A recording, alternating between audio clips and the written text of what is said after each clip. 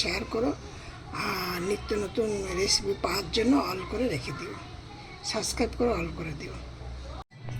Hello বন্ধুরা, তোমরা তো অনেকেই পটল খেয়েছো।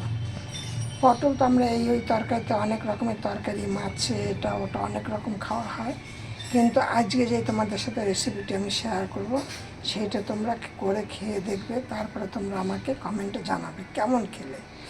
এবার তোমাদেরকে বলছি, আমি এই যে পটলগুলোকে এখানে 500 গ্রাম পটল নিয়েছি, 500 না প্রায় 600-700 পটল হবে, কারণ আমি 1 কিলো পটল একসাথে এনেছি, তার থেকে আমি আন্দাজ মতো একটা নিয়েছি। পটলগুলোকে নিয়ে সব এইভাবে করে ছাড়িয়ে নিয়ে তার ধুয়ে ভালো করে নুন হলুদ মাখিয়ে এইভাবে রেখেছি। আর এনে রেখেছি কিছুটা পেঁয়াজ আর 3 টুকরো রসুন। এবার এইটাকে কড়াইতে সামান্য অল্প পরিমাণে তেল দিলাম। দেখো এই অল্প তেলের মধ্যে আমি কী দেবো এখন এই তেলটার মধ্যে আমি দিচ্ছি কিছুটা কালো জিরে আর 2টো শুকনো লঙ্কা।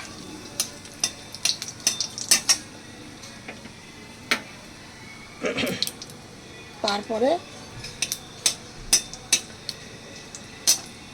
দিয়ে দেব, তারপর সামান্য স্লাট একটু গন্ধ হওয়ার জন্য দিচ্ছি একটা এলাচ গোটা। এবার এর মধ্যে দিয়ে দিচ্ছি 3 টুকরো রসুন।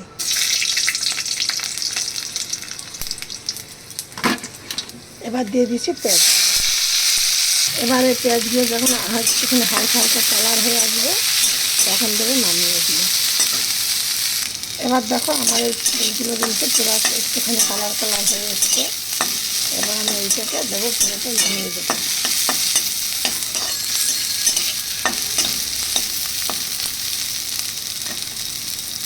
এটাকে দিলাম আমি ঠান্ডা করতে।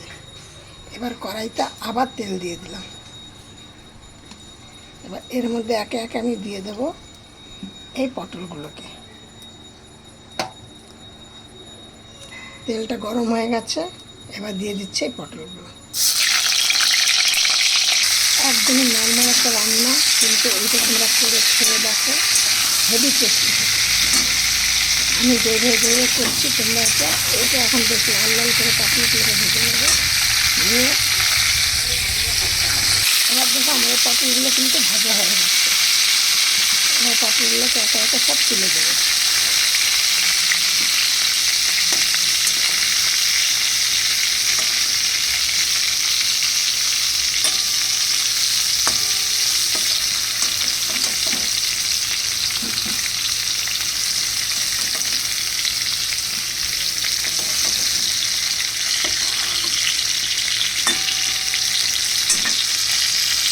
এবার দেখো দিয়ে দিচ্ছি এর মধ্যে আরও তেল।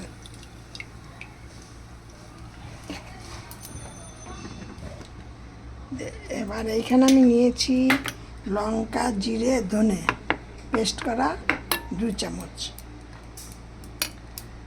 এবার দেখো এখানে আমি নিয়েছি কিছুটা হলুদ, কিছুটা কাশ্মীর লঙ্কার গুঁড়ো, নুন, আর নিয়েছি কিছুটা চিনি, আর নিয়েছি কাঁচা লঙ্কা জিরে আর ধনে পেস্ট করা। এবার এইটার মধ্যে আমি দিয়ে দিচ্ছি কিছুটা জল।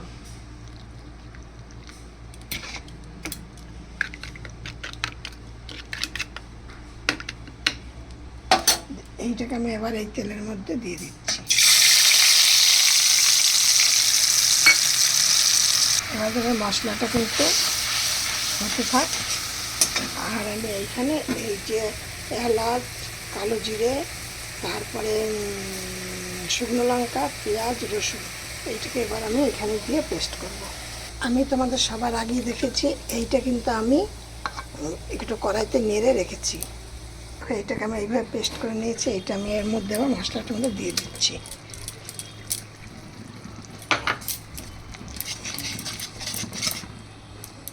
দারুণ একটা মুখরোচক খাবার, তোমরা এইভাবে করে দেখো। একদম সবাই, অনেক বাচ্চারা আছে ঠিকঠাক খেতে চায় না পটল, এইভাবে পটল খেতে চায় না, কিন্তু এইভাবে তাদের করে দাও, তারা দেবে প্রচুর পরিমাণে, তারা একবার দেবে আবার চেয়ে খাবে। এবার দেখো আমার এর থেকে কিন্তু বেশ সুন্দর তেল ছেড়েছে, খুব সুন্দর একটা গন্ধ ছেড়েছে, এত সুন্দর লাগছে গন্ধটা। যে এবার আমি এর মধ্যে এই পটলগুলোকে সব দিয়ে দেবো।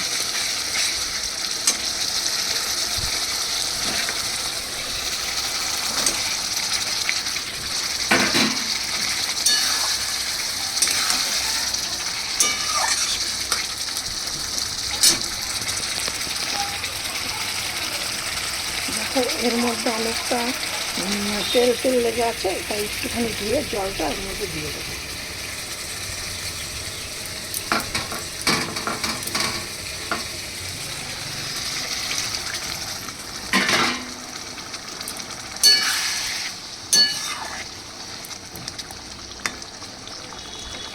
কেমন দেখতে লাগছে দেখো। একদম তোমরা এইভাবে এই পটলের রেসিপিটা তোমরা করে দেখো, প্রত্যেকটা বুড়ো বাচ্চা থেকে বুড়ো সবাই খাবে এবং একবার দেবে আবার চাইবে। এবার দেখো আমার পটলের রেসিপিটা হয়ে গেছে, আমি এবার এটাকে নামিয়ে দিচ্ছি। আর তোমরা আমার এই রেসিপিটি দেখে খেয়ে একটা তোমরাও আমার এই রেসিপিটা প্রথম থেকে শেষ পর্যন্ত দেখবে, দেখে তোমরাও তৈরি করবা, করে খেয়ে আমাকে একটা করে কমেন্ট করো, লাইক করো কেমন লাগছে। এবার এটাকে আমি ঢেলে দিচ্ছি।